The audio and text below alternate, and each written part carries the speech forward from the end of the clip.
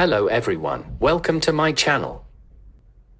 ZRX, an open protocol for decentralized exchange on the Ethereum blockchain.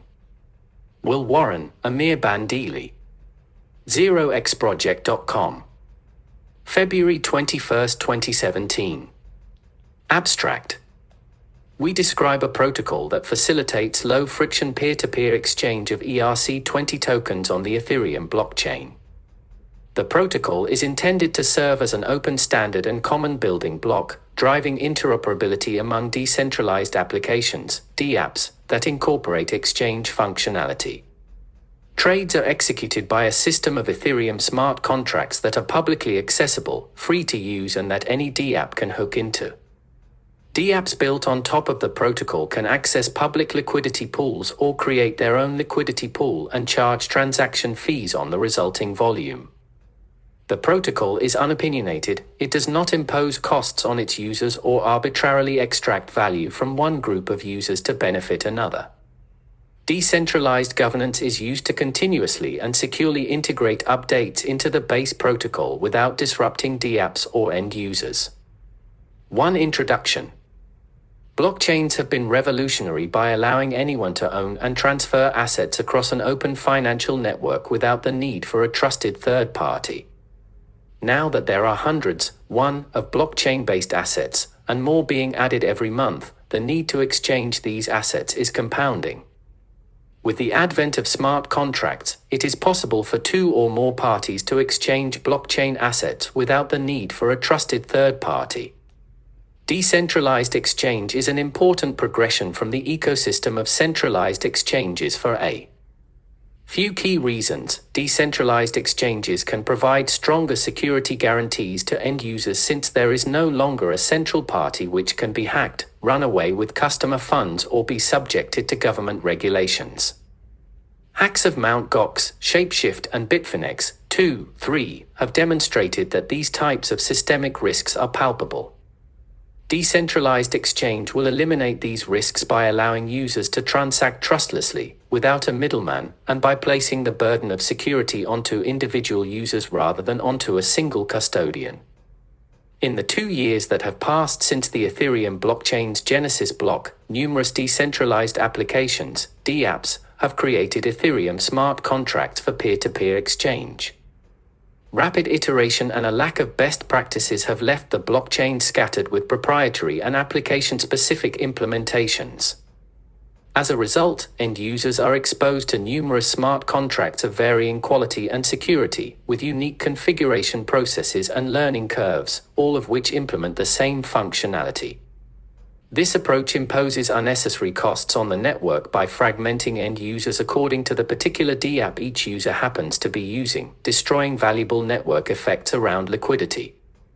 ZRX is an open protocol for decentralized exchange on the Ethereum blockchain.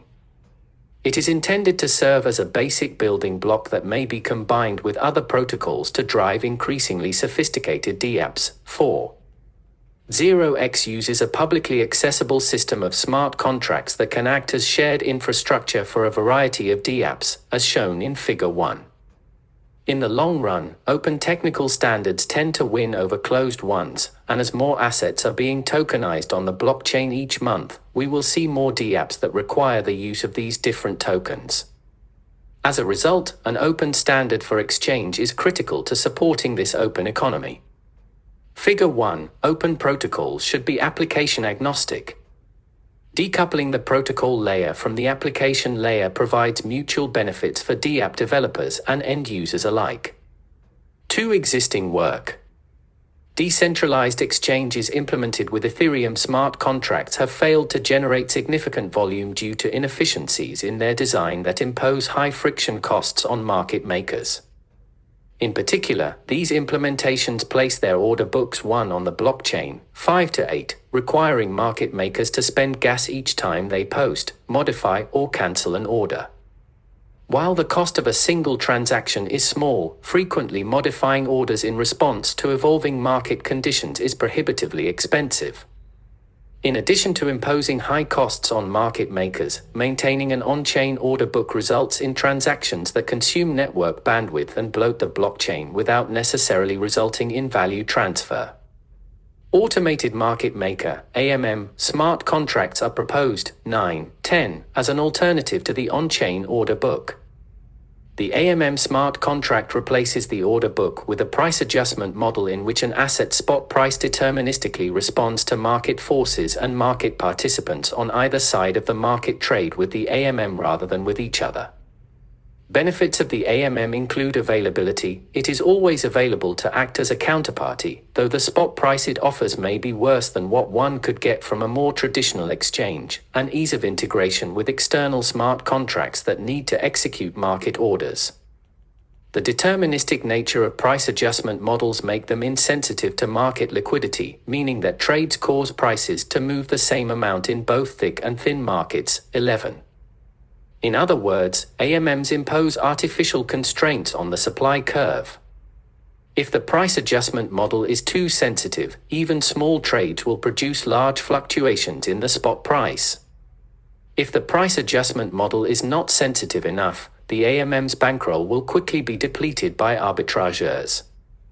State channels are proposed as a means of scaling the Ethereum blockchain and reducing costs for a variety of applications, including exchange. 12. By moving transactions off of the blockchain. 13. 14. Participants in a state channel pass cryptographically signed messages back and forth, accumulating intermediate state changes without publishing them to the canonical chain until the channel is closed. State channels are ideal for bar-tab applications where numerous intermediate state changes may be accumulated off-chain before being settled by a single on-chain transaction, i.e. day trading, poker, turn-based games. If one of the channel participants leaves the channel or attempts to cheat, there is a challenge period during which the other participant may publish the most recent message they received from the offender. It follows that channel participants must always be online to challenge a dishonest counterparty, and the participants are therefore vulnerable to DDoS attacks. While state channels drastically reduce the number of on-chain transactions for specific use cases, the numerous on-chain transactions and security deposit required to open and safely close a state channel make them inefficient for one-time transactions. A hybrid implementation, which we refer to as off-chain order relay with on-chain settlement, combines the efficiency of state channels with the near-instant settlement of on-chain order books. In this approach, cryptographically signed orders are broadcast off of the blockchain. An interested counterparty may inject one or more of these orders into a smart contract to execute trades trustlessly, directly on the blockchain. 15. 16. Friction costs are minimized for market makers because they can signal intent off-chain and transactions only occur when value is being transferred. We extend this approach by allowing anyone to act as the exchange and by making the protocol application agnostic. 3. Specification. Figure 2 presents the general sequence of steps used for off-chain order relay and on-chain settlement. For now, we ignore a few mechanisms that will become important later. Figure 2, Off-chain order relay, on-chain settlement diagram. Gray rectangles and circles represent Ethereum smart contracts and accounts, respectively. Arrows pointing to Ethereum smart contracts represent function calls. Arrows are directed from the caller to the callee. Smart contracts can call functions within other smart contracts. Arrows external to the Ethereum blockchain represent information flow. 1. Maker approves the decentralized exchange, DEX, contract to access their balance of token A2. 2. Maker creates an order to exchange token A for token B, specifying a desired exchange rate, expiration time, beyond which the order cannot be filled, and signs the order with their private key. 3. Maker broadcasts the order over any arbitrary communication medium. 4. Taker intercepts the order and decides that they would like to fill it. 5. Taker approves the DEX contract to access their balance of token B. 6. Taker submits the maker's signed order to the DEX contract. 7. The ZRX contract authenticates maker's signature, verifies that the order has not expired, verifies that the order has not already been filled, then transfers tokens between the two parties at the specified exchange rate. 3.1 Message format. Each order is a data packet containing order parameters and an associated signature. Order parameters are concatenated and hashed to 32 bytes via the kekak SHA-3 function.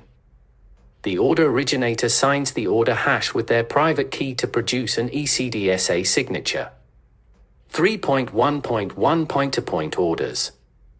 Point-to-point orders allow two parties to directly exchange tokens between each other using just about any communication medium they prefer to relay messages. The packet of data that makes up the order is a few hundred bytes of hex that may be sent through email, a Facebook message, Whisper, or any similar service. The order can only be filled by the specified taker address, rendering the order useless for eavesdroppers or outside parties.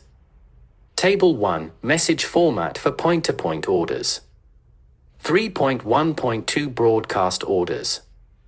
For liquid markets to emerge, there must be public locations where buyers and sellers may post orders that are subsequently aggregated into order books, i.e. exchanges. Building and operating an exchange is costly, and the protocol we have described so far does not provide an incentive for someone to take on such an expense.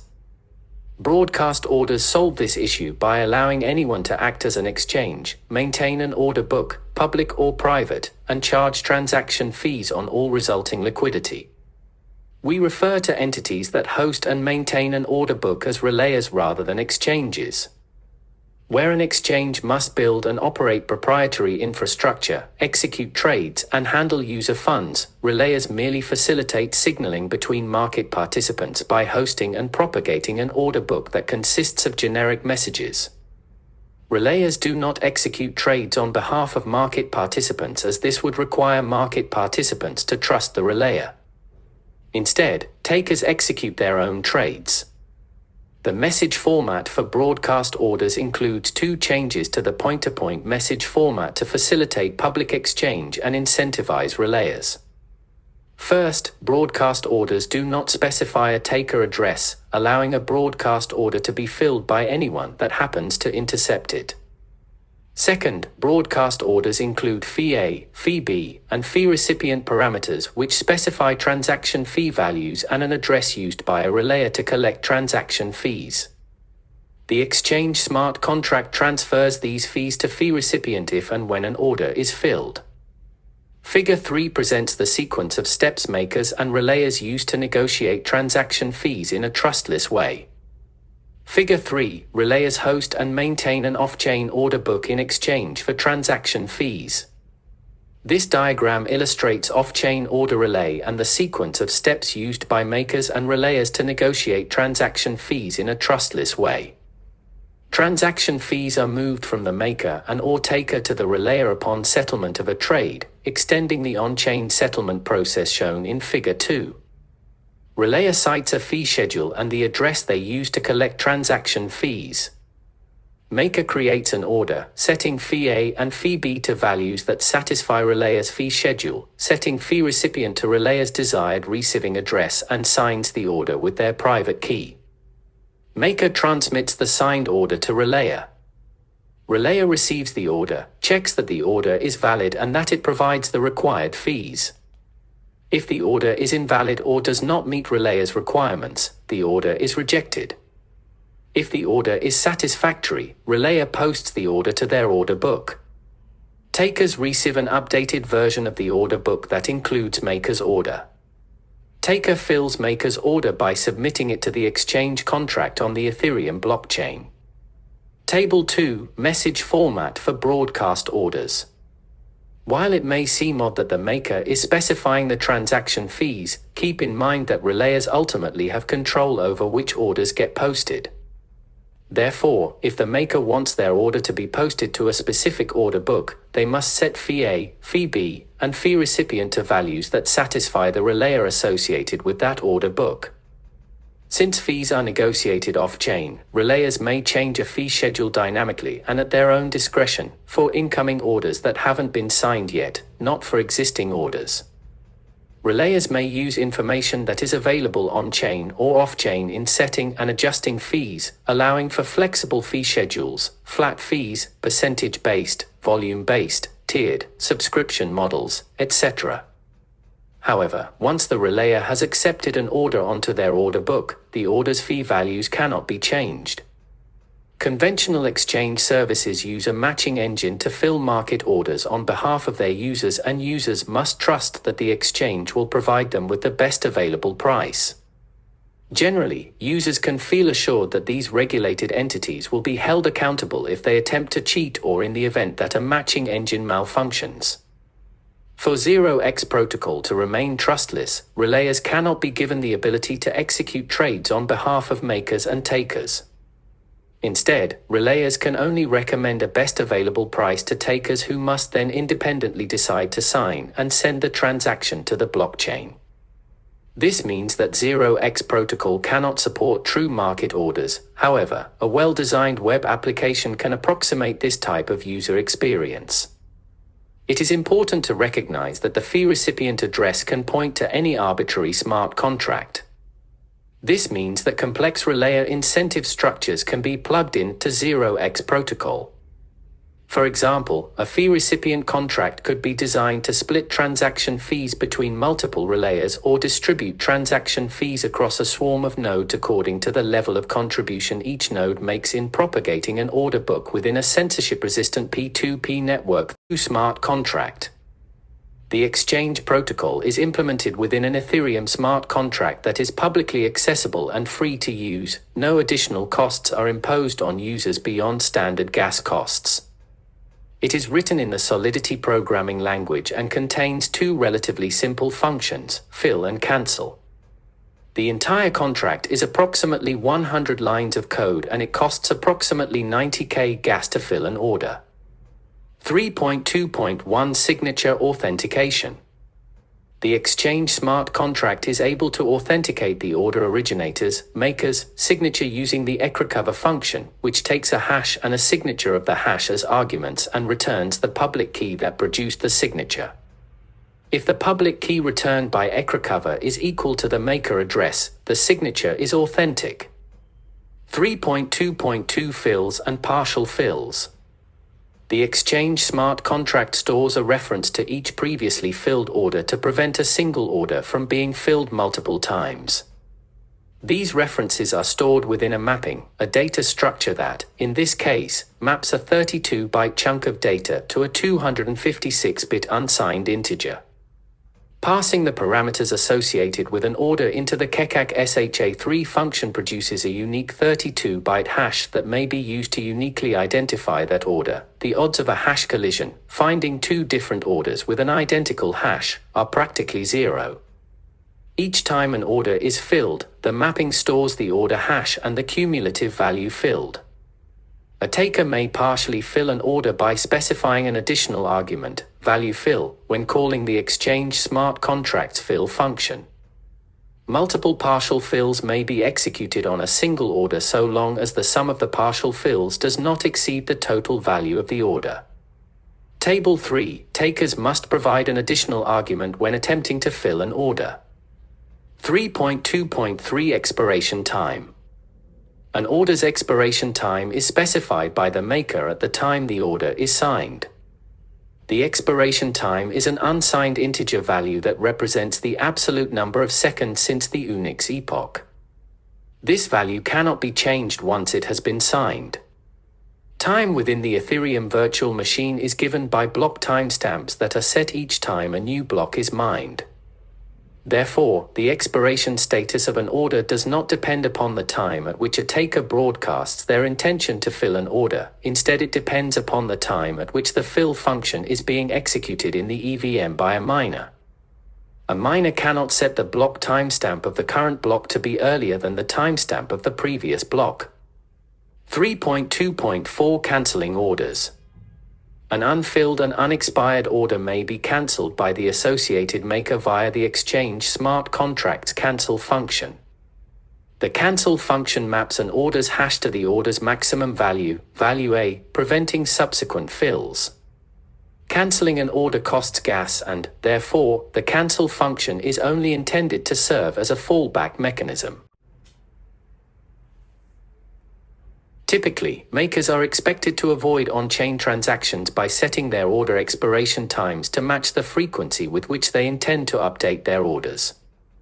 One issue with this approach is that it can create situations where a maker attempts to cancel their order at roughly the same time a taker is attempting to fill that same order. One of the two parties' transactions will fail, wasting gas, depending upon the sequence in which the two transactions are mined. Uncertainty regarding the sequence in which transactions are mined could lead to undesirable outcomes at times. This uncertainty could increase if the Ethereum blockchain were to experience a significant backlog of pending transactions. Protocol token. Crypto-economic protocols create financial incentives that drive a network of rational economic agents to coordinate their behavior towards the completion of a process. 4.17.18. While ZRX is fundamentally a network protocol used to facilitate signaling between buyers and sellers, rather than a crypto-economic protocol, it is intended to serve as an open standard for dApps that incorporate exchange functionality. Establishing and maintaining an open standard is a coordination problem that adds operational overhead for all contributing parties. Coordination can be especially challenging when each party has different needs and financial incentives. Protocol tokens can align financial incentives and offset costs associated with organizing multiple parties around a single technical standard. While aligning incentives around adoption is useful, protocol tokens can be used to address a much more challenging issue: future-proofing a protocol implemented within an immutable system of smart contracts via decentralized governance. 4.1 Decentralized governance. 4.1.1 Continuous integration. Once an Ethereum smart contract is deployed to the blockchain, its internal logic can't be changed. Therefore, to update a protocol, one must deploy a completely new smart contract that either forks the network or disrupts users and processes that depend on the protocol until they opt in to the newest version. In the context of exchange, a disruptive protocol update could invalidate all open orders and require each market participant to approve a new smart contract to access their trading balances. Alternatively, the protocol could fork into two versions that operate in parallel, neutralizing network effects created by dApp interoperability. While smart contract abstraction may be used to continuously integrate updates into a protocol without disrupting higher-level processes, such an update mechanism can also create significant security risks for end users. In the worst case, an attacker could gain access to user funds. Protocol tokens may be used to drive a decentralized update mechanism that allows for continuous integration of updates into the protocol while also protecting the protocol's users and stakeholders. ZRX will be deployed to the Ethereum blockchain with a fixed supply of protocol tokens that will be issued to partnering dApps and future end users. Protocol tokens will have two uses: for market participants to pay transaction fees to relayers and for decentralized governance over updates to the protocol. Decentralized governance will be used to securely integrate updates into ZRX protocol according to the process shown in Figure 4. Initially, a simple multi-signature contract will be used for decentralized governance until a more sophisticated DAO is developed. ZRX protocol and its native token will not impose unnecessary costs on users, seek rent, or extract value from relayers. The protocol's smart contracts will be publicly accessible and completely free to use. No mechanisms will be put in place to benefit one group at the expense of another. Figure 4, protocol updates may be deployed without disrupting the network through a combination of contract abstraction and decentralized governance. End users provide a proxy contract with access to the tokens they plan on trading. Stakeholders propose and elect protocol improvements that are implemented within entirely new smart contracts, DEXV2, via a DAO. The DAO authorizes new smart contracts to access user tokens by adding them to the proxy contract's whitelist and eventually unlists deprecated versions of the protocol. 4.1.2 Token Registry. Orders consist of hexadecimal bytecode that is machine readable, but that isn't necessarily easy for a human to visually interpret. A token registry for contract will be used to store a list of ERC20 tokens with associated metadata for each token, name, symbol, contract address, and the number of decimal places needed to represent a token's smallest unit, needed to determine exchange rates. The registry will serve as an official on-chain reference that may be used by market participants to independently verify token addresses and exchange rates before executing a trade. Since the token registry will serve as trusted source of information, oversight will be required to add, modify, or remove tokens from the registry. ZRX stakeholders will provide this oversight. While the token registry will make it easy for users to verify the integrity of their orders, ZRX protocol can be used to trade any token that uses the ERC20 token interface. In the future, the protocol's order format can be modified to facilitate human readability. Tokens may be identified by a 3-character symbol registered in the token registry rather than by the token's contract address. The Ethereum Name Service, ENS, can be used to identify makers, takers, and relayers by human-readable names, such as the dunkel.eth, rather than by an account or contract address. Summary. Off-chain order relay plus on-chain settlement equals low-friction costs for market makers plus fast settlement. Publicly accessible smart contracts that any DApp can hook into. Relayers can create their own liquidity pools and charge transaction fees on volume. Standardization plus decoupling equals shared protocol layer. Provides interoperability between DApps. Creates network effects around liquidity that are mutually beneficial. Reduces barriers to entry, driving down costs for market participants. Eliminates redundancy, improves user experience and smart contract security. Decentralized update mechanism allows improvements to be continuously and safely integrated into the protocol without disrupting DApps or end users. Acknowledgements. We would like to express our gratitude to our mentors, advisors, and to the many people in the Ethereum community that have been so welcoming and generous with their knowledge. In particular, we would like to thank Joey Krug, Linda Sear, and Fred Ursum for reviewing, editing, and providing feedback on this work. We would also like to thank the organizers and community members that we've met at the Silicon Valley Ethereum meetup, including Joseph Chow, Martin Koppelman, Rebecca Mijirov, Gustav Simonson, Grant Hummer, Tom Ding, and the String Labs folks, and many others. Appendix 7.1 ERC20 token. ERC20 establishes a standard contract ABI for tokens on the Ethereum blockchain and has become the de facto representation for all types of digital assets. ERC20 tokens share the same contract interface, simplifying integration with external contracts. Core ERC20 functions include transfer to value, balance of owner, approve spender value, allowance owner spender, transfer from to value. EIP 101 includes a proposal to change Ether to follow the ERC20 token standard. For now, a wrapper smart contract may be used as a proxy for ERC20 Ether. For reference, see the Maker implementation or the Gnosis implementation. 7.2 Contract ABI. EIP 50 proposes an extension to the Contract ABI to support structs. This would allow the community to establish standard order and signature data structures, simplifying our contract interface and integrations with external contracts. 7.3 Ethereum Name Service. EIP 137 or Ethereum Name Service, ENS, will be used to resolve human-readable names, such as myname.eth, into machine-readable identifiers that may represent Ethereum addresses, swarm and/or IPFS content hashes or other identifiers. It can also be used to associate metadata with names, such as contract ABIs or WHOIS information. ENS will be used by ZRX protocol to create more intuitive message formats that optionally reference makers, takers, and relayers by name. References. Thank you for watching. Please subscribe to my channel.